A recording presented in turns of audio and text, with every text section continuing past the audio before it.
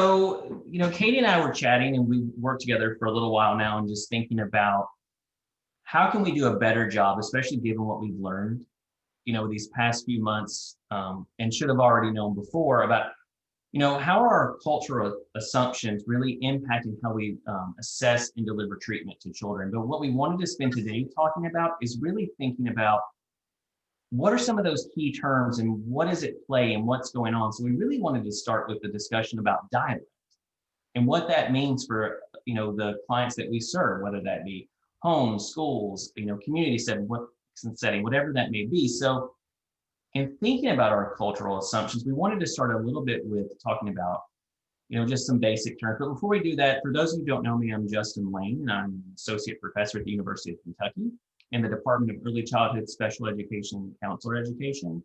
And a lot of my background is working with children with autism spectrum disorder, intellectual disability, developmental delay, who are maybe considered minimally verbal.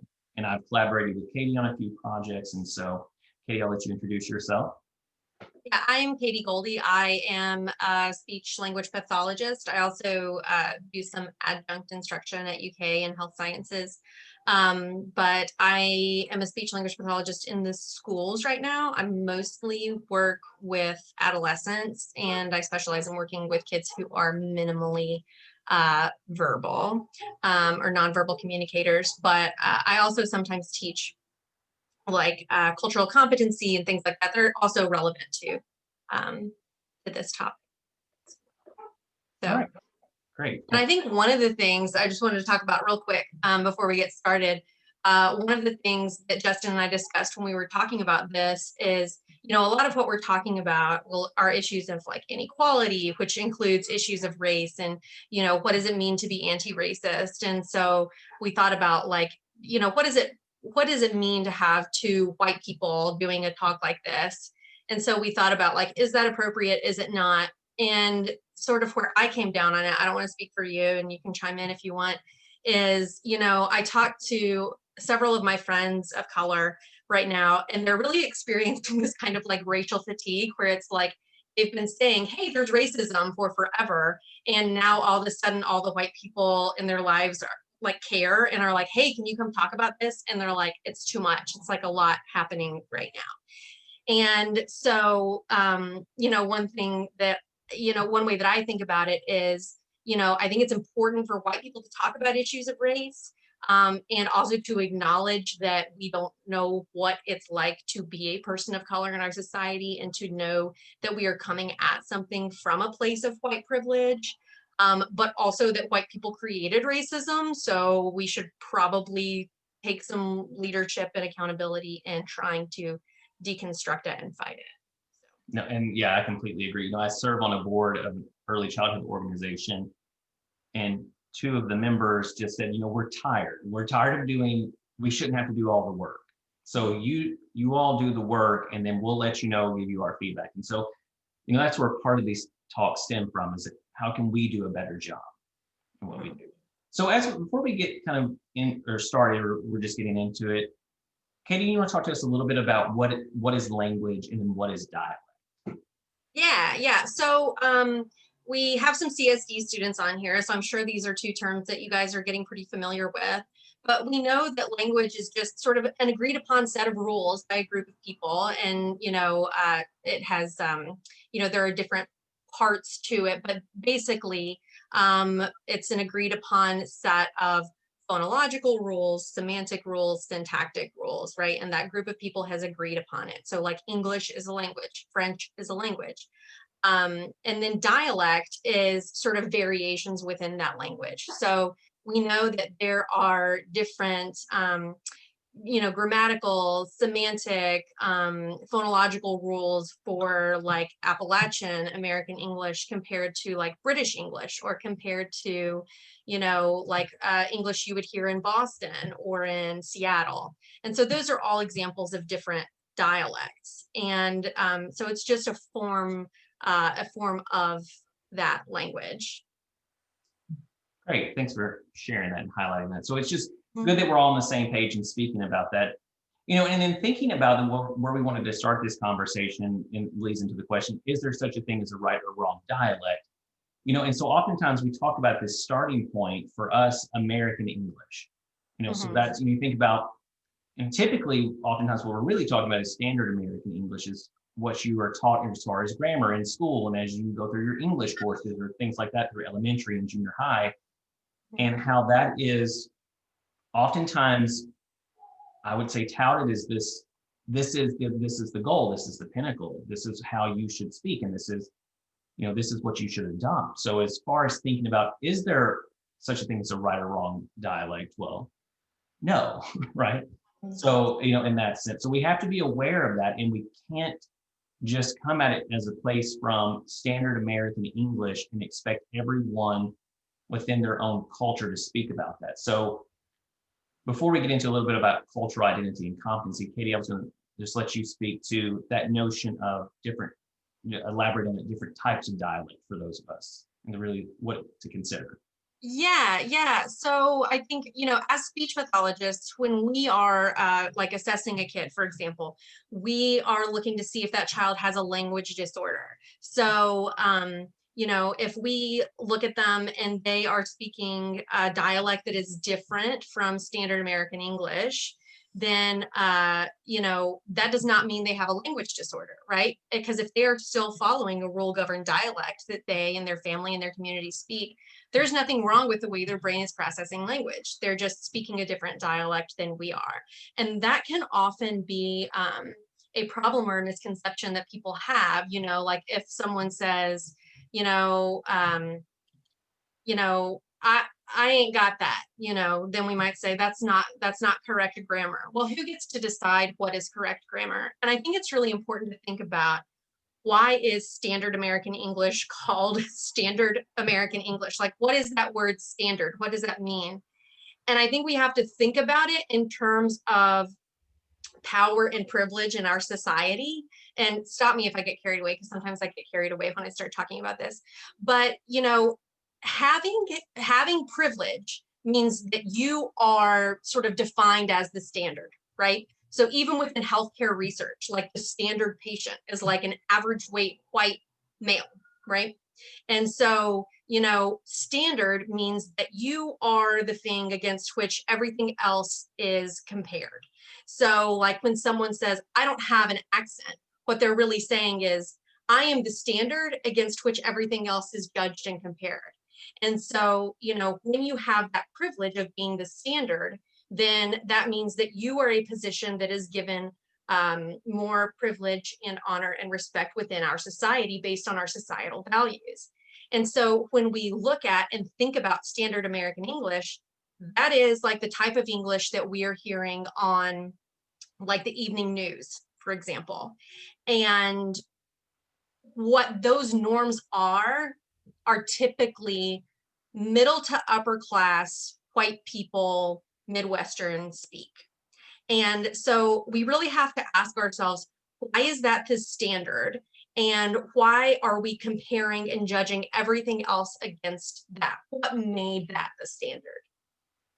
Yeah, that's an excellent point. Thank you for highlighting that and bringing it to our attention. So, if we think about our attitudes about dialect and how that impacts our treatment of clients, you mentioned the sense of what we're experiencing in our country, and what I think about and what is critical in this conversation moving forward and how we work with clients is language discrimination. And so what you discussed, language, it reflects what we see as valuable. Like you had said that before, and that quote just stuck with me. And so if you think about our attitudes about that and how everything is compared against almost what could be arguably called this classist system of this is the standard, and then everything needs to match from there. And ultimately, you're putting other people at a disadvantage. So if we think about our own cultural identity, so you think about, the customs, art, social institutions, and achievements of a particular group, whether that be social, race, whatever that may be, you have your cultural identity, and then, you judge or map that onto other people. So we have to be aware of our own biases and stereotypes and such. And I think one that I would be interesting to start with, and especially being as someone from a rural state or from a rural area in a southern state, is that notion of how it's reflected, rural versus non-rural. So Katie, I was going to see what your thoughts would be on that notion So for those from, who have an Appalachian dialect, for example. So, there are a lot of issues there. One is that, kind of like you said, when we judge someone based on their dialect, it's not just about dialect and the way someone speaks. We are mapping onto them our assumptions and judgments about their class, and about their background. And when it comes to Appalachian American English, mostly what we're thinking about is class. A lot of what we're discriminating against would be class discrimination when it comes to Appalachian English. And you see a lot of negative stereotypes like, oh, well, they're ignorant or they're uneducated. And we know that that's not true. There's really no relationship between someone's dialect and how intelligent or how educated they are. And even within the American Speech and Hearing Association, the ASHA Code of Ethics does say that, anyone with any accent can be a speech pathologist, but yet you still see in the field, I have had people come tell me, grad schools told me, not UK, other grad schools told me that I shouldn't be a speech therapist because I have too much of a country accent. Well, what does that mean? Like, what about the kids who you'd be servicing who have country accents? Anyone with any accent can serve any kid with any accent. And so that is just an example of a form of discrimination. And I also know people who very intentionally code switch and change their accent from being more of an Eastern Kentucky accent to more of like a Midwestern accent when they, for example, go to college, because they said, I hate it and I love my accent, but here's the deal. People think I'm stupid when I talk like that. And so I have to change the way I talk. And that's really problematic. And can you describe it just a little for those who maybe don't come from that background of SLP, what code switching means? I know you described it, but just give us a little bit more about what that means to code switch and how that in and of itself is this responding to almost, and not to harp on, but that standard American English approach. Right. Yeah. So, okay. So when we talk about that standard person, the person who has privilege in our society, that person, I like to think of it as Bell Hooks, who's this really amazing Black feminist author and activist. She has a theory called center and margins. And then people who have the most privilege are at the center, and people who have less privilege are at the margins. And the more you are at the margin, the more you have to understand about everyone in the center. But if you're at the center, you do not have to understand the people at the margins because you hold most of the power and privilege in your society. And so when you think about race, whiteness is going to be in the center. When you think about class, middle class to wealth is going to be in the center. When you think about education, highly educated is going to be in the center. When you think about sexual orientation, straight is going to be in the center. And so, any identity someone has where they are marginalized, whether that be they are a person of color or they are working class or a woman or gay or, a cis woman, I should say, or a trans woman or a trans man, then the people on the margins have to understand the people in the center, because those are people that hold power and those are institutions that hold power. And that's how institutions speak and operate, is within the rules of those groups that are at the center. And so when you're on a margin, say with your language and your dialect, like if you speak Appalachian American English or African American vernacular English, then you still have to operate within a system that says this type of English is the standard. And so anyone who wants to move up or function within the center needs to understand those norms and that language. And so if you are on the margin, you have to understand both your own dialect and the dialect of the people in the center. But if you are in the center, you do not have to understand the dialect of the people on the margin. And so I think one thing, to take from that is, as professionals that are working on communication, we need to take it upon ourselves. If we are not on that margin, we need to be understanding dialects and norms of people who are more on the margin, and recognizing how many blind spots we have that are coming from whatever privilege we have that's keeping us in the center. Because when you're in the center, you do not pay attention to what's at the margin. No, and that's for, because when we were sharing some of this on social media and asking people if, if they have an opportunity to join us live, we titled it, don't say it like that. And so what's going on, I feel like, is we have, you talked about people being at the center, not needing to be aware of what's going on. If left unchecked, what's happening is we're essentially leading to all these microaggressions towards others. Whether that be, obvious and purposeful, or, such as being hurtful versus speaking from a place of privilege. Well, you don't say it like that. This is wrong, and even I'm thinking over the years of, thinking about where is that line of providing feedback and support for communication versus just trying to make someone fit that mold, and, that you need, and that's where I feel like, again, kind of circling back to what you mentioned at the beginning of this, is it's our responsibility to make these adjustments. It's not someone else's responsibility to do the work for us. And so I really think more about how, if we take a family-centered approach, regardless if we're in education, or the SLP, behavior analysis, whatever it may be, if we take a family-centered approach, then we are not actually doing that if we are not adopting and becoming culturally competent. So as part of that, and I just take a few minutes and thinking about what is our role, so we like to collaborate because we see the value of speech language pathology and special education, or, being a behavior analyst. So first, Katie, if you could just speak to what is our role in this process when we think about the impact of dialect. So if we're working with someone who, is speaking in the sense of a Appalachian dialect, whatever it may be, or African-American English, whatever. So I just wanted to get your perspective on that.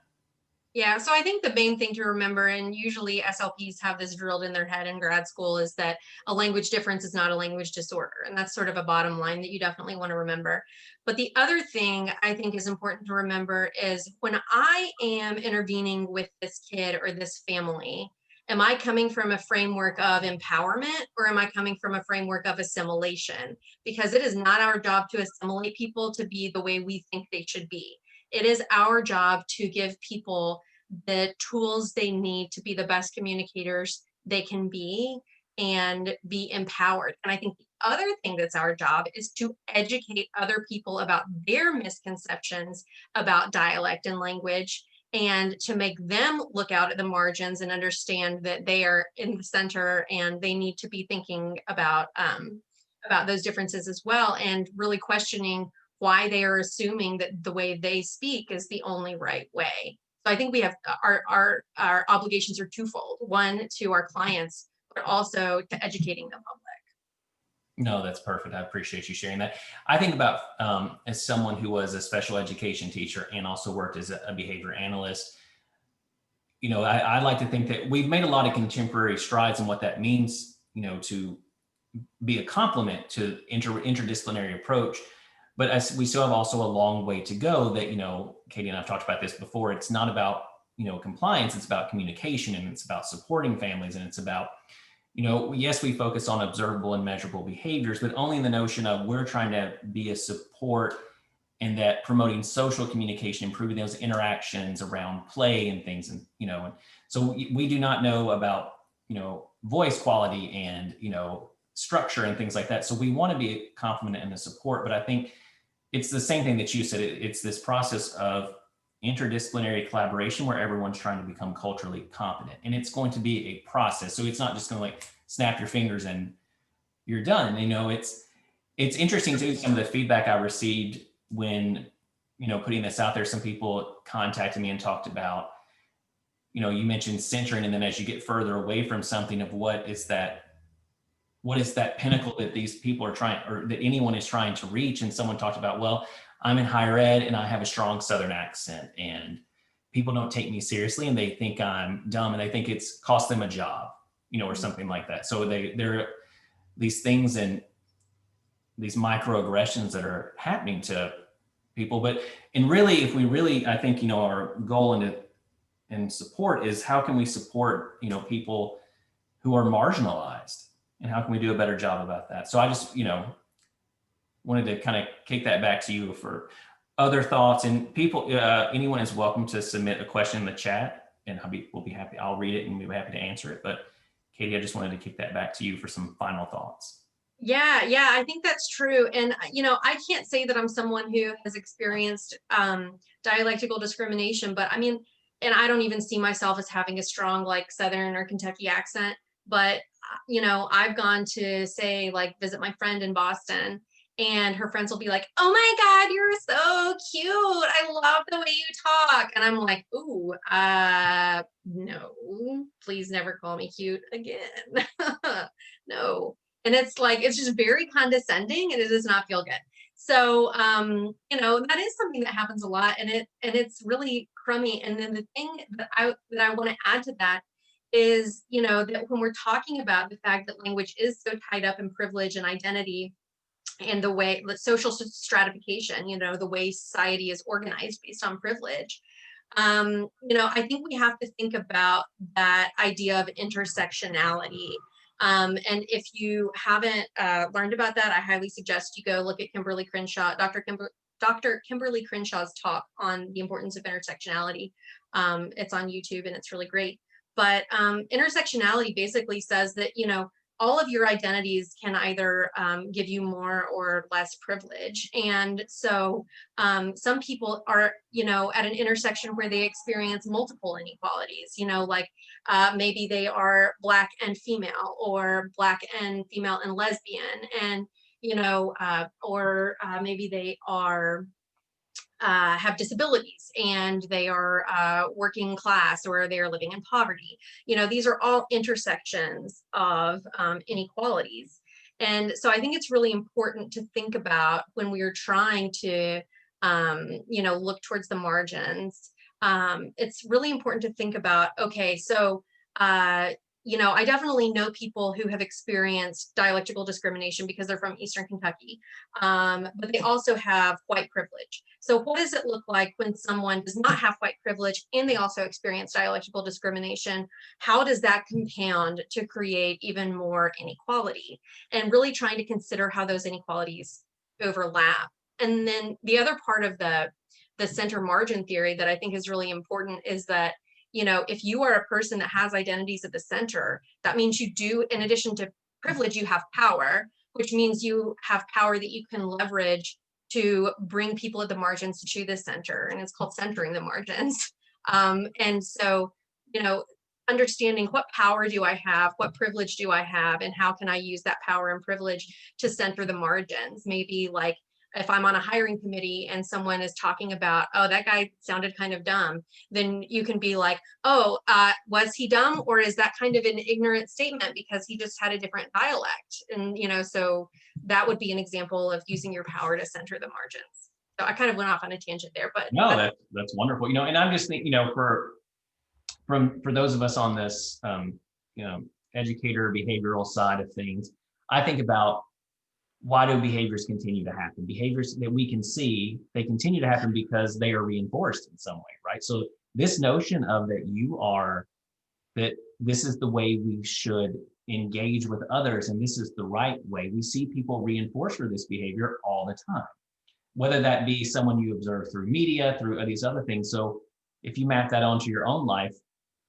you're like, well, I want to access that same, pleasant consequence. I want so, and then it becomes this vicious cycle of where we are just constantly, we're not moving the needle forward, we're running on a hamster wheel, or we just are constantly not supporting people. So if you think about, just in these last couple of minutes, if we want to have authentic assessment and authentic treatments, then I think we're going to have to, in this part of this conversation, is become knowledgeable about, the dialect. So those rule governed systems that are in place and grammatical features of the dialect. And I mean, I don't think anyone can become a full expert, but you certainly can do your best and can collaborate, to improve your scope of competence.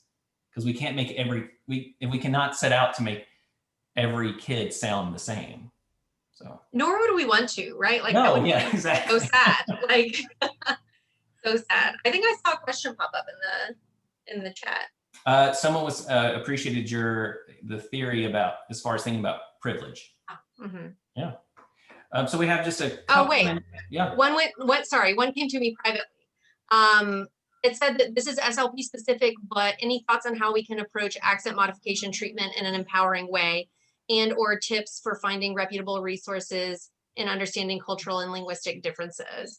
Yeah, so there are a lot of different places to find good cultural and linguistic differences, information about that. Here are some great resources about anti-racism. But in terms of accent modification, that is always something that's going to be initiated by the client. So you're never going to say, you need accent modification. But they might say, you know, I am a priest, or I am a public speaker and people can't understand me. And so I would like help being able to speak in a way that's intelligible to people in Kentucky, because that's who I'm speaking to. And then really letting that be client driven, I think, is the way to make that empowering. So, and also really driving home the fact that it's like, the way you're talking is not wrong, it's just different. And you have chosen, you know, because of your career, to ask for help to speak differently. And so I will help you with that.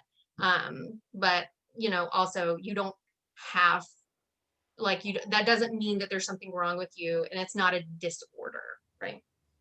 That's great. Thank you. So we're at the end of our time. I just wanted to thank everyone for joining us. This is recorded. We'll post and share it online for other people, or you can access it again later. But we wanted to get the conversation started with hopes of moving forward with a couple of talks in the future about what authentic assessment could look like, what treatment can look like within this culturally competent lens. So thank you to everybody. Please feel free to contact us if you have other questions. And we hope you have a great rest of your day. So thank you. Thanks for coming, everyone. Yeah, thank you.